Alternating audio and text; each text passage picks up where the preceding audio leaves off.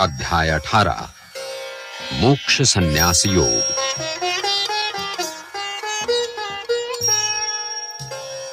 अर्जुन बोले, हे महाबाहो, हे अंतर्यामिन, हे वासुदेव, मैं संन्यास और त्याग के तत्व को पृथक-पृथक जानना चाहता हूं।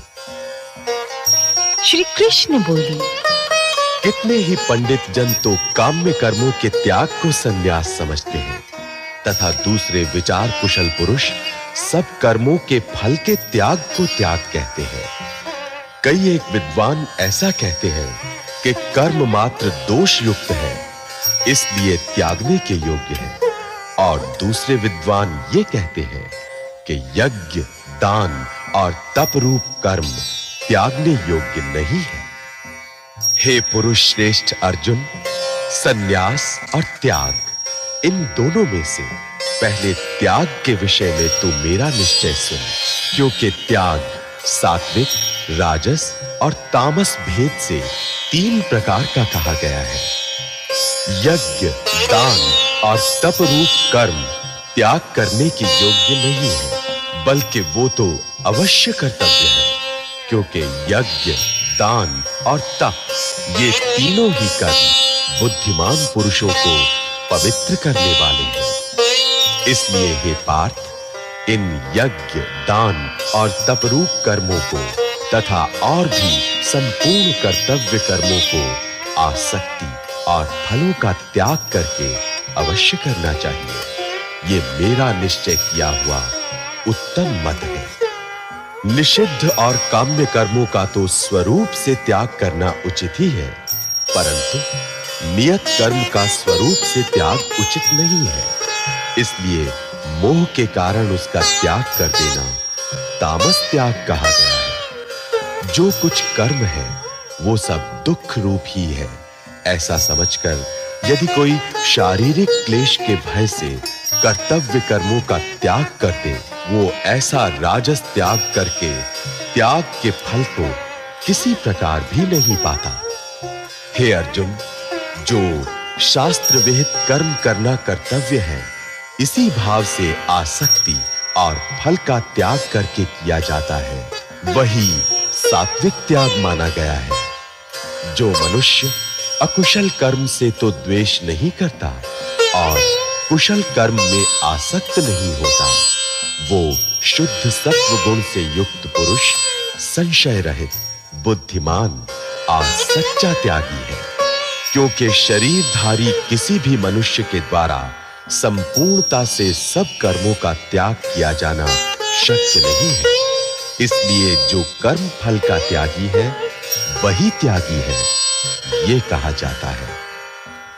कर्म फल का त्याग न करने वाले मनुष्यों के कर्मों का तो अच्छा बुरा और मिला हुआ ऐसे 3 प्रकार का फल मरने के पश्चात अवश्य होता है, किंतु कर्म फल का त्याग कर देने वाले मनुष्यों के कर्मों का फल किसी काल में भी नहीं होता।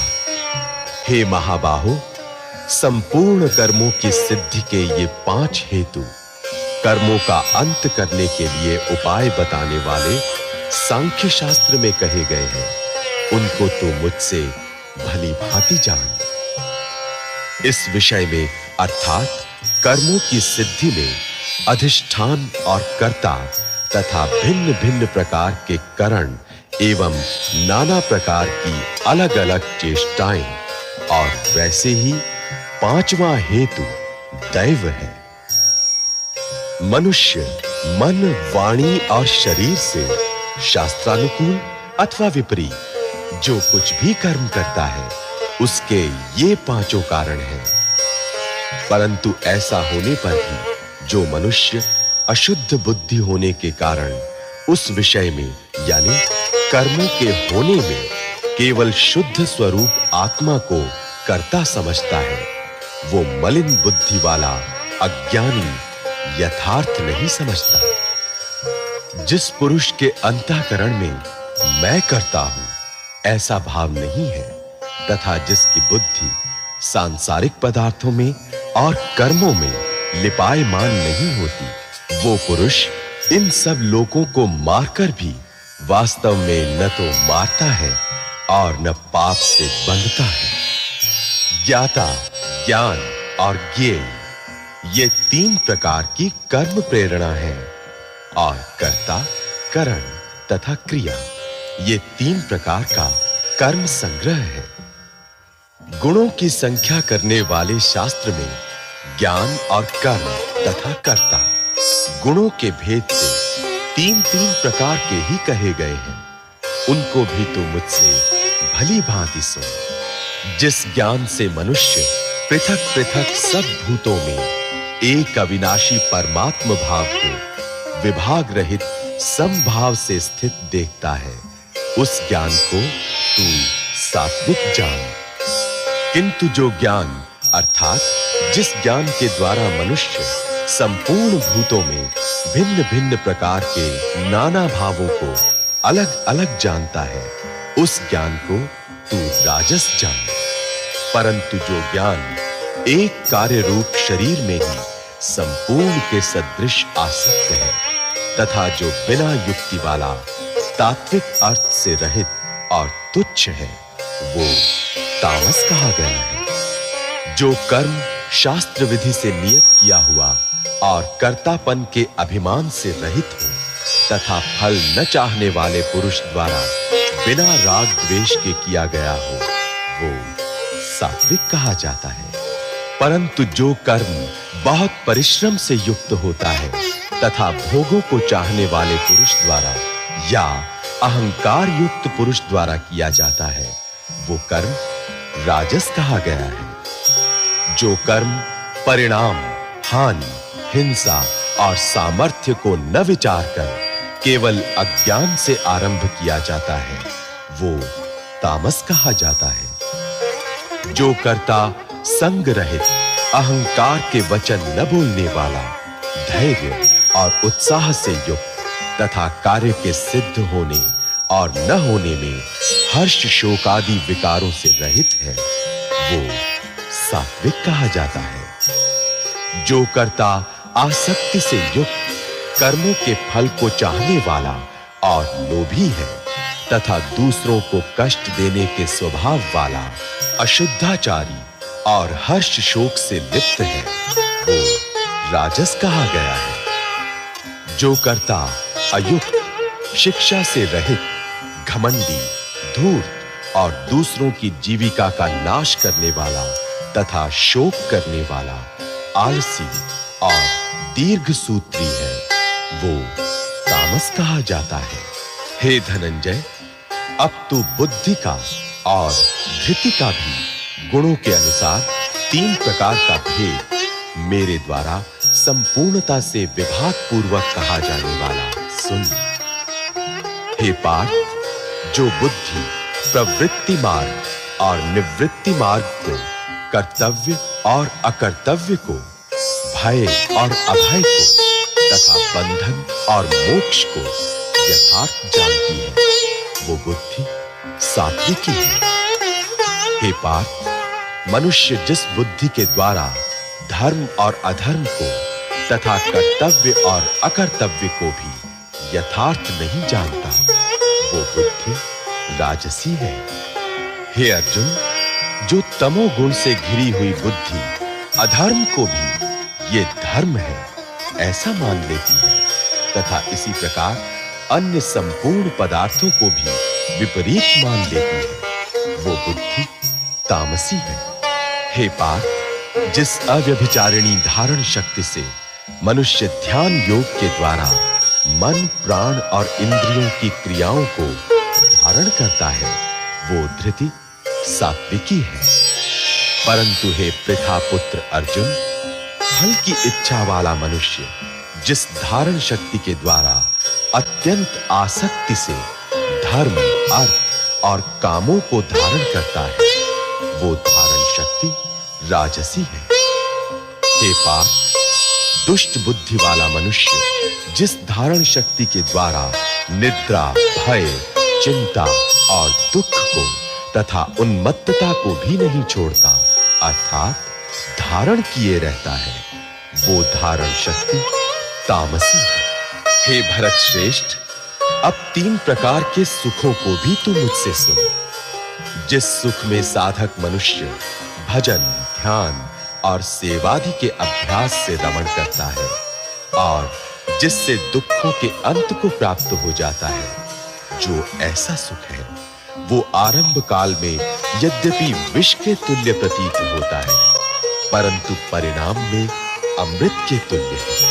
इसलिए वो परमात्म विषयक बुद्धि के प्रसाद से उत्पन्न होने वाला सुख सात्विक कहा गया है। जो सुख विषय और इंद्रियों के संयोग से होता है, वो पहले भोग काल में अमृत के तुल्य प्रतीत होने पर भी परिणाम में विष के तुल्य है। इसलिए वो सुख राजस कहा गया है। जो सुख भोग काल में तथा परिणाम में भी आत्मा को मोहित करने वाला है, वो निद्रा, आलस्य और प्रमाद से उत्पन्न सुख तामस कहा गया है। पृथ्वी में या आकाश में अथवा देवताओं में तथा इनके सिवा और कहीं भी ऐसा कोई भी सत्व नहीं है जो प्रकृति से उत्पन्न इन तीनों गुणों से रहित हो। हे परंतप, ब्राह्मण, क्षत्रिय और वैश्यों के तथा शूद्रों के कर्म स्वभाव से उत्पन्न गुणों द्वारा विभक्त किए गए हैं। अंतःकरण का निग्रह करना, इंद्रियों का दमन करना, धर्म पालन के लिए कष्ट सहना, बाहर भीतर से शुद्ध रहना, दूसरों के अपराधों को क्षमा करना, मन, इंद्रिय और शरीर को सरल रखना, वेद, शास्त्र, ईश्वर और परलोक आदि में श्रद्धा रखना, वेद शास्त्रों का अध्ययन, अध्यापन करना और परमात्मा के तत्व का अनुभव करना, ये सब के सभी ब्राह्मण के स्वाभाविक कर्म हैं। शूरवीरता, तेज, धैर्य, चतुरता और युद्ध में न भागना, दान देना और स्वामी भाव, ये सब के सभी क्षत्रिय के स्वाभाविक कर्म हैं। खेती, गौपालन और क्रय विक्रय रूप सत्य व्यवहार, ये वैश्य के स्वाभाविक कर्म हैं तथा सब वर्णों की सेवा करना शूद्र का भी स्वाभाविक कर्म है। अपने अपने स्वाभाविक कर्मों में तत्परता से लगा हुआ मनुष्य भगवत प्राप्ति रूप परम सिद्धि को प्राप्त हो जाता है। अपने स्वाभाविक कर्म में लगा हुआ मनुष्य जिस प्रकार से कर्म करके परम सिद्धि को प्राप्त होता है, उस विधि को तू सुन। जिस परमेश्वर से संपूर्ण प्राणियों की उत्पत्ति हुई है और जिससे ये समस्त जगत व्याप्त है, उस परमेश्वर की अपने स्वाभाविक कर्मों द्वारा पूजा करके मनुष्य परम सिद्धि को प्राप्त हो जाता है। अच्छी प्रकार आचरण किए हुए दूसरे के धर्म से गुण रहित भी अपना धर्म श्रेष्ठ है, क्योंकि स्वभाव से नियत किए हुए स्वधर्म रूप कर्म को करता हुआ मनुष्य पाप को नहीं प्राप्त होता। अतएव हे कुंती पुत्र, दोष युक्त होने पर भी सहज कर्म को नहीं त्यागना चाहिए, क्योंकि धुएं से अग्नि की भांति सभी कर्म किसी न किसी दोष से युक्त है। सर्वत्र आसक्ति रहित बुद्धि वाला, स्पृहा रहित और जीते हुए अंतःकरण वाला पुरुष सांख्य योग के द्वारा उस परम नैष्कर्म्य सिद्धि को प्राप्त होता है, जो कि ज्ञान योग की परानिष्ठा है। उस नैष्कर्म्य सिद्धि को जिस प्रकार से प्राप्त होकर मनुष्य ब्रह्म को प्राप्त होता है, उस प्रकार को हे कुंती पुत्र तू संक्षेप में ही मुझसे समझ। विशुद्ध बुद्धि से युक्त तथा हल्का, सात्विक और नियमित भोजन करने वाला, शब्दादि विषयों का त्याग करके एकांत और शुद्ध देश का सेवन करने वाला, सात्विक धारण शक्ति के द्वारा अंतःकरण और इंद्रियों का संयम करके मन, वाणी और शरीर को वश में कर लेने वाला, राग द्वेष को सर्वथा नष्ट करके भली भांति दृढ़ वैराग्य का आश्रय लेने वाला तथा अहंकार, बल, घमंड, काम, क्रोध और परिग्रह का त्याग करके निरंतर ध्यान योग के परायण रहने वाला, ममता रहित और शांति युक्त पुरुष सच्चिदानंद घन ब्रह्म में अभिन्न भाव से स्थित होने का पात्र होता है। फिर वो सच्चिदानंद घन ब्रह्म में एक ही भाव से स्थित प्रसन्न मन वाला योगी न तो किसी के लिए शोक करता है और न किसी की आकांक्षा ही करता है। ऐसा समस्त प्राणियों में समभाव वाला योगी मेरी पराभक्ति को प्राप्त हो जाता है। उस पराभक्ति के द्वारा वो मुझ परमात्मा को मैं जो हूं और जितना हूं ठीक वैसा का वैसा तत्व से जान लेता है तथा उस भक्ति से मुझको तत्व से जानकर तत्काल ही मुझ में प्रविष्ट हो जाता है। मेरे परायण हुआ कर्म योगी तो संपूर्ण कर्मों को सदा करता हुआ भी मेरी कृपा से सनातन अविनाशी परम पद को प्राप्त हो जाता है। सब कर्मों को मन से मुझ में अर्पण करके तथा समबुद्धि रूप योग को अवलंबन करके मेरे परायण और निरंतर मुझ में चित्त वाला हो। उपर्युक्त प्रकार से मुझ में चित्त वाला होकर तू मेरी कृपा से समस्त संकटों को अनायास ही पार कर जाएगा और यदि अहंकार के कारण मेरे वचनों को न सुनेगा तो नष्ट हो जाएगा अर्थात परमार्थ से भ्रष्ट हो जाएगा। जो तू अहंकार का आश्रय लेकर ये मान रहा है कि मैं युद्ध नहीं करूंगा तो तेरा ये निश्चय मिथ्या है, क्योंकि तेरा स्वभाव तुझे जबरदस्ती युद्ध में लगा देगा। हे कुंती पुत्र, जिस कर्म को तू मोह के कारण करना नहीं चाहता उसको भी अपने पूर्वकृत स्वाभाविक कर्म से बंधा हुआ परवश होकर करेगा। हे अर्जुन, शरीर रूप यंत्र में आरूढ़ हुए संपूर्ण प्राणियों को अंतर्यामी परमेश्वर अपनी माया से उनके कर्मों के अनुसार भ्रमण कराता हुआ सब प्राणियों के हृदय में स्थित है। हे भारत, तू सब प्रकार से उस परमेश्वर की ही शरण में जा। उस परमात्मा की कृपा से ही तू परम शांति को तथा सनातन परम धाम को प्राप्त होगा। इस प्रकार ये गोपनीय से भी अति गोपनीय ज्ञान मैंने तुझसे कह दिया। अब तू इस रहस्य युक्त ज्ञान को पूर्णतया भली भांति विचार कर जैसे चाहता है वैसे ही कर। संपूर्ण गोपनीयों से अति गोपनीय मेरे परम रहस्य युक्त वचन को तू फिर भी सुन। तू मेरा अतिशय प्रिय है, इससे ये परम हितकारक वचन मैं तुझसे कहूंगा। हे अर्जुन, तू मुझ में मन वाला हो, मेरा भक्त बन, मेरा पूजन करने वाला हो और मुझको प्रणाम कर। ऐसा करने से तू मुझे ही प्राप्त होगा। ये मैं तुझसे सत्य प्रतिज्ञा करता हूं, क्योंकि तू मेरा अत्यंत प्रिय है। संपूर्ण धर्मों को अर्थात संपूर्ण कर्तव्य कर्मों को मुझ में त्याग कर तू केवल एक मुझ सर्वशक्तिमान सर्वाधार परमेश्वर की ही शरण में आ जा। मैं तुझे संपूर्ण पापों से मुक्त कर दूंगा। तू शोक मत कर।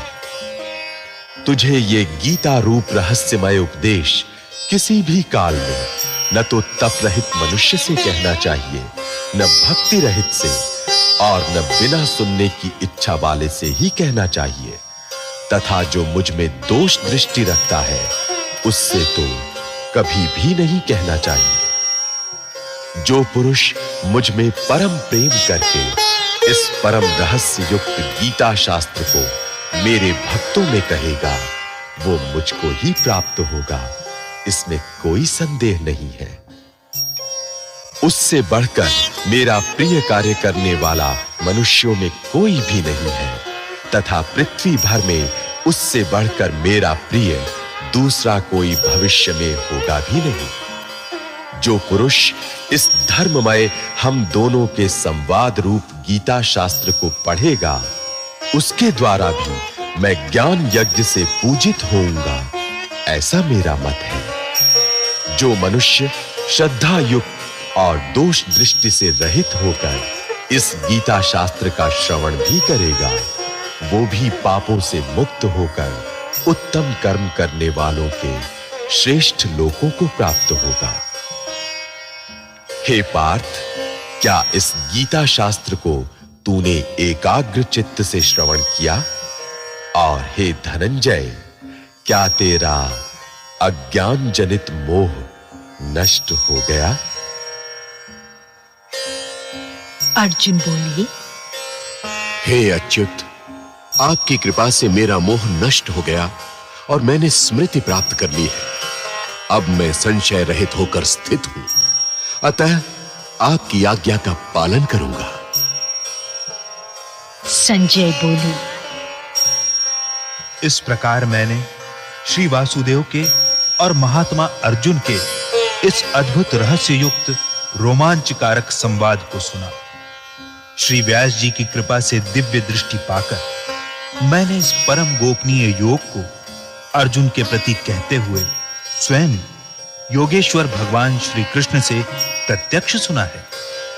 हे राजन, भगवान श्री कृष्ण और अर्जुन के इस रहस्य युक्त कल्याणकारक और अद्भुत संवाद को पुनः पुनः स्मरण करके मैं बार-बार हर्षित हो रहा हूं। हे राजन, श्री हरि के उस अत्यंत विलक्षण रूप को भी पुनः पुनः स्मरण करके मेरे चित्त में महान आश्चर्य होता है और मैं बार-बार हर्षित हो रहा हूं। हे राजन, जहां योगेश्वर भगवान श्री कृष्ण हैं और जहां गांडीव धनुषधारी अर्जुन हैं, वहीं पर श्री विजय, विभूति और अचल नीति है, ऐसा मेरा मत है।